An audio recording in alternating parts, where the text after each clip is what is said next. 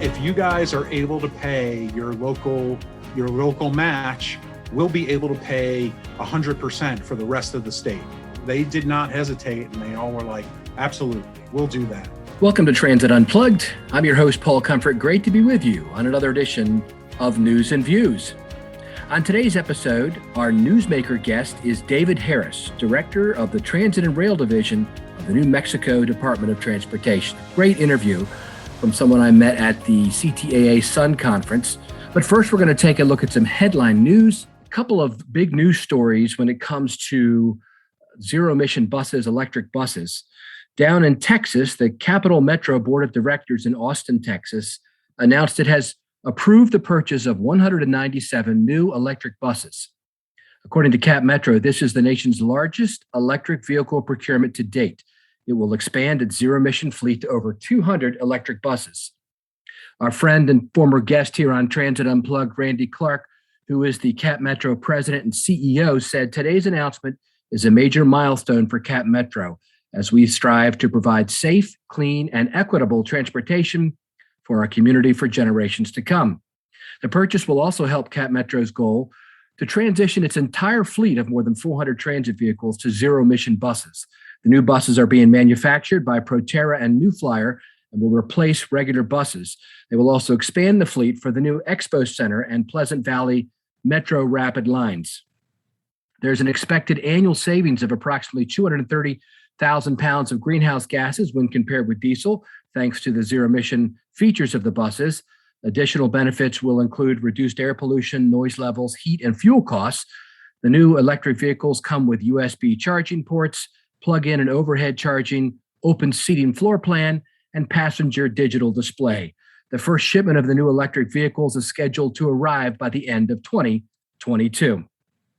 And we head back to the eastern coast of the United States to tell you that the Washington Metropolitan Area Transit Authority, or Metro, WMATA, has announced that it will build its first all-electric bus garage with infrastructure and equipment needed to run 100% electric vehicles. That'll be at the Northern Bus Garage in Northwest Washington, D.C. Construction of the operations and maintenance facility is expected to take 4 years once all approvals are received and will open with a mix of the current Metro bus fleet and new battery electric vehicles transitioning to 100% electric as Metro Bus's electric bus fleet expands. My good friend and Metro General Manager Paul Wiedefeld, former guest on this program, said this is an important step forward in Metro's commitment to help our region to reduce its environmental footprint, improve public health, and modernize our facilities. He said, we appreciate the board's leadership in contributing to the clean air targets shared by Maryland, Virginia, and the District of Columbia. That's because WMATA serves all three jurisdictions. In June of this year, 2021, Metro's board of directors adopted a goal of a 100% zero-emission bus fleet by 2045, with a full transition to battery electric or other zero-emission bus purchases by 2030. A zero-emission bus fleet will improve regional air quality, reduce greenhouse gas emissions, and provide customers with a quieter, more comfortable ride. This phased conversion of the 1,500 vehicle Metro bus fleet will allow Metro to purchase vehicles as zero-emission technologies continue to improve to ensure consistent service reliability. It will also enable Metro and its regional partners to make needed investments in facilities, electric utility infrastructure, and workforce training to support the fleet transition. Metro's new director of zero-emission vehicles, Amy Mesrobian, is leading Metro's electric bus test and evaluation program, which includes the procurement of approximately 12 electric buses. The test and evaluation program will provide data and experience with electric bus performance in typical Metro bus operating conditions. The results of the test and evaluation will inform future acquisition of electric buses, as well as the facility improvements and charging equipment needed to operate the electric buses. And now a look at some headline news when it comes to CEOs. As you know, we like to bring you CEO news here on this show, which is focused on executives of transit agencies. The Toledo Area Regional Transit Authority, or TARTA, is going to have a change. That's because TARTA CEO Kimberly Dunham has resigned. And the board, she's taking a position at an unnamed transportation agency in a different city. I'm sure that'll come out soon what that is. But the TARTA board named Laura Koprowski, the agency's deputy CEO, as Dunham's successor. Congratulations to both women. And then OC Transpo And the city of Ottawa has hired Renee Amilcar as its new general manager. She was the executive director of operations at Montreal's STM, but she's going to be the new general manager of OC Transpo. She replaces John Manconi, who is retiring after serving 9 years as general manager. Congratulations to Renee Amilcar as the new general manager of OC Transpo in the city of Ottawa, Canada. That's it for a look at our headline news here on Transit Unplugged. And now, a great interview with David Harris, Director of Transit and Rail Division at the New Mexico Department of Transportation. Be sure to stay tuned to the end of the podcast in our future public transportation segment, where we bring you the details of how we're going to be celebrating Transit Unplugged's 4th anniversary this year at APTA Expo. You'll be very excited to hear all the things we're doing, I think. Let me know what you think. Thanks for being with us today on another edition of Transit Unplugged. And today our newsmaker interview is with David Harris, who is the Transit and Rail Division Director for the state of New Mexico Department of Transportation. Thank you so much, David, for being our guest today. Yeah, thanks for having me, Paul. Great to be here. David and I caught up again recently at the CTAA Sun Conference, Small Urban Network Conference, which was held in Missoula, Montana a little bit ago. And I thought David would be an excellent guest to be on the show. He's so interesting and has so many fun things to say about public transit. And so again, I think you'll really enjoy. And David, I think one of the things that I enjoyed about talking to you was how different the state of New Mexico's Department of Transportation is and your division than a lot of them. A lot of them are really just, mostly roads like we talked about and not a lot of transit, and they don't run anything directly. But tell us a little bit about your department and kind of the unique thing and how you're situated there in New Mexico. Yeah, absolutely, Paul. That's a good point. Budget-wise, we're probably the same as a lot of Department of Transportations where, 95% of the budget is for roads and highways and 3 to 5% of the budget goes towards transit. And that's no different in New Mexico. You compare us to Texas, it's probably the same there in Texas, but, it's just they're a much bigger Department of Transportation, so their budget is bigger. But that's how we're similar to a lot of DOTs. But, the thing you pointed out is we run and own a few systems. We own a 100-mile commuter rail that starts in Belen, New Mexico, which is about 35 miles south of Albuquerque. It runs up through Albuquerque and up to Santa Fe for 100 miles. And in that corridor, which is sort of the spine of transportation in the state, connecting, for the most part, some of the most populous places in New Mexico. And the other thing I should point out is New Mexico is very large. It's the 5th largest state by land area in the country. And it only has about 2 million people. But for only having 2 million people and being in a very large place, it has a very robust transit system. Like I said, we own New Mexico Rail Runner Express, which is a 100-mile commuter rail that's operated via a contract and with a memorandum of agreement with Rio Metro Regional Transit District, which is a regional transit district in the Albuquerque area. So they handle the day-to-day and we own it and help oversee the capital, oversight of the capital and its useful life. We also run an intercity bus service called New Mexico DOT Park and Ride, which connects Doña Ana County, which is where Las Cruces is, Las Cruces, New Mexico, which I think is now the second or third largest city in New Mexico with El Paso.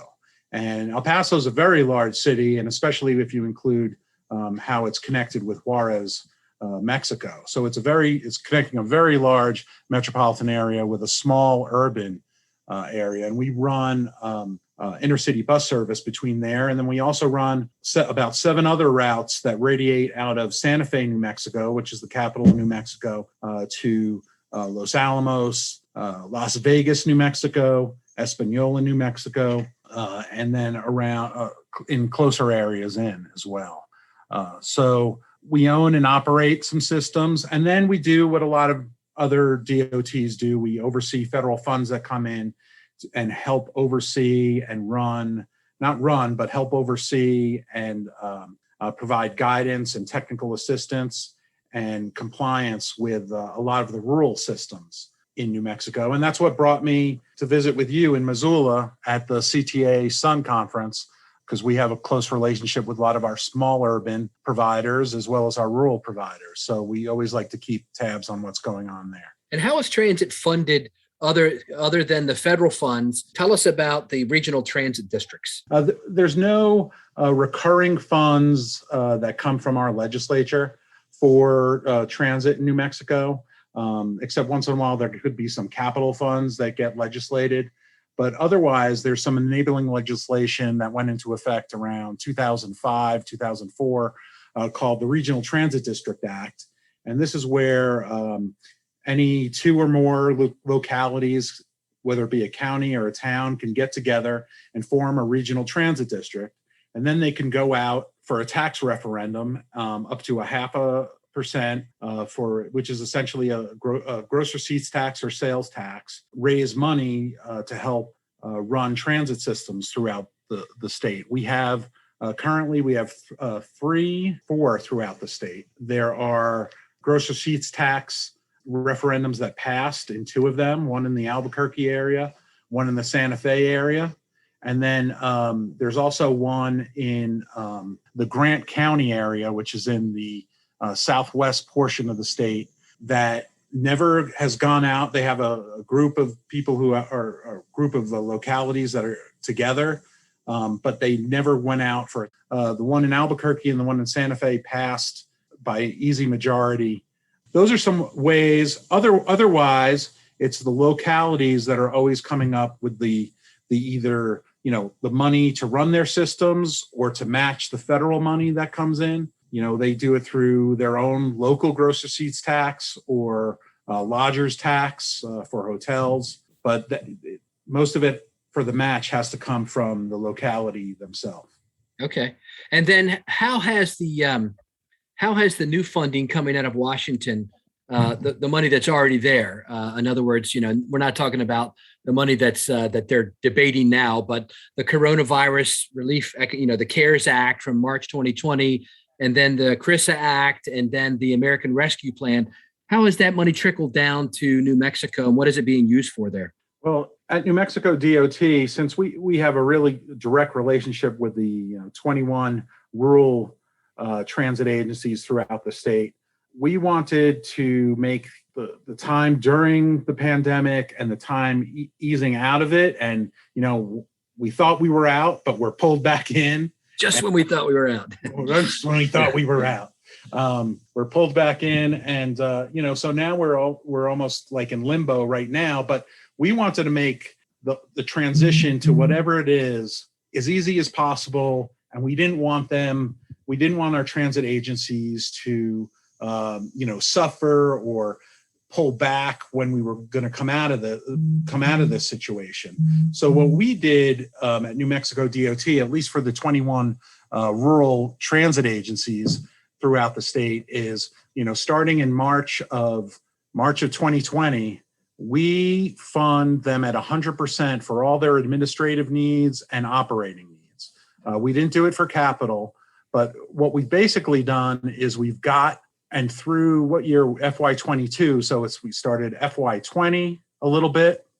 We run on a federal fiscal year, so for 6-7 months of FY20, FY21, and FY22, we plan on paying all the administration and operating expenses at 100% with those federal funds for those 21 transit agencies. And the only reason we were able to do it, and I bring this up because this is a great example of local cooperation and understanding, is we have 3 larger rural transit agencies who either have gross receipts taxes from that Regional Transit District Act, or they just have a bigger tax base.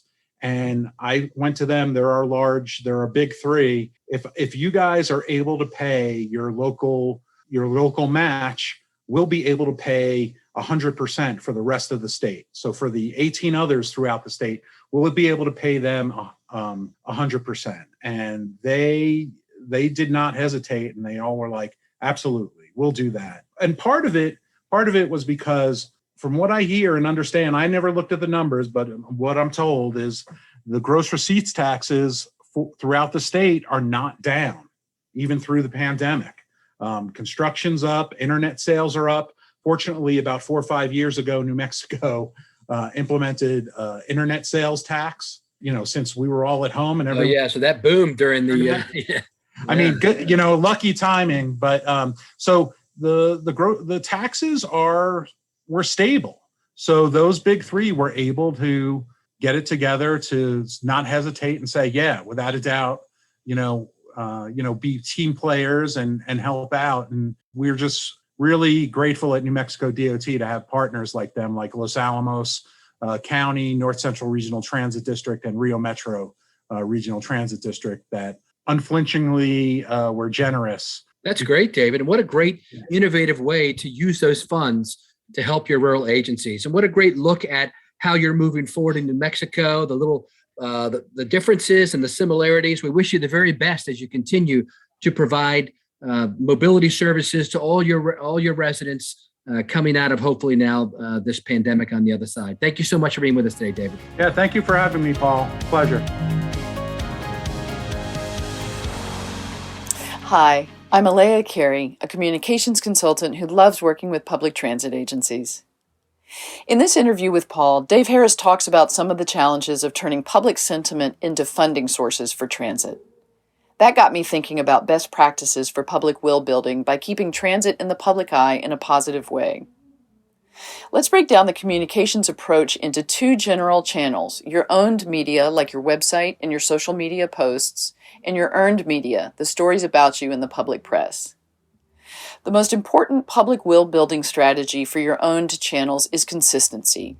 Keep providing consistent messaging regularly updated.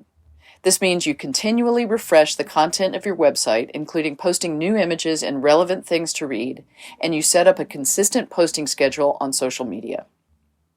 Those owned channels will be seen by people who are already interested in your organization. Earned media, on the other hand, can expand your audience beyond loyal followers to the general public. I recommend even the smallest transit organizations start the year with a plan to share at least 3 positive stories with the media at different times throughout the year to influence how people in your region perceive your agency. If you'd like to talk more about public will building or anything else related to communications and public transit, look me up on LinkedIn. My first name is spelled E-L-E-A, last name C-A-R-E-Y. Thanks for sticking with us on the world's top transit executive podcast, where we take a look behind the headlines of what's happening in public transportation industry, both in North America and around the world. Thanks for being with us today, David Harris, Director of Transit and Rail Division at the New Mexico Department of Transportation, as our newsmaker interview. We want to take a look at the future of public transportation as it relates to this podcast and what's happening. We are coming up this next month of November on the 4th anniversary of the Transit Unplugged podcast. That's right. We will be completing 4 years of the show and entering our 5th year. And we're going to make a bunch of changes for the 5th year to bring new improvements to the program. We're going to bring new graphics. It looks great. I've been meeting with our graphics team, and it looks great. We're going to be updating our website to almost like a Netflix style website. Just going to be amazed by it. It looks really cool.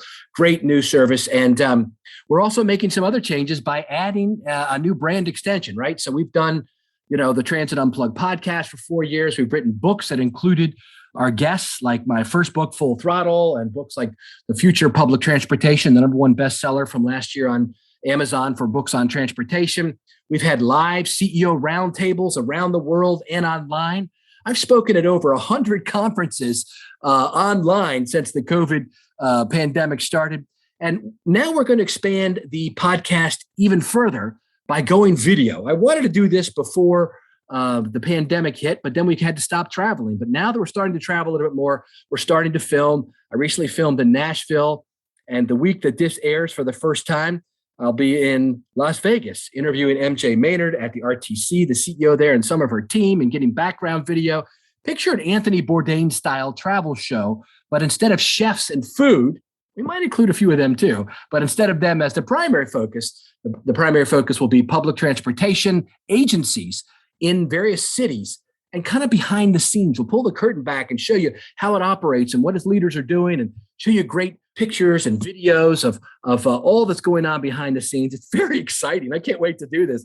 And then we're also going to be filming a third episode. We're going to try to do it once a month to start with, the video part. The audio podcast will continue to come to you as it has been every Wednesday. And we'll be showing you the graphics as they come up for the 5th season. But we're also going to be filming a third episode of our video, Transit Unplugged TV, at APTA's Expo. A lot of people are very excited to finally get back together, and APTA is very careful to make sure that everything will be done as safely as possible. But at the Trapeze and Vontas booth, as most of you know, Trapeze and Vontas sponsor this podcast and pay for me to do all the travel and all the interviews we do. They've been very gracious and a great company to work with in the last 4 years. Most of you probably know my background, but I was a power user of trapeze at various transit agencies. Never thought I'd work in this industry, and now it's given me the opportunity to influence and impact people around the world. Very exciting.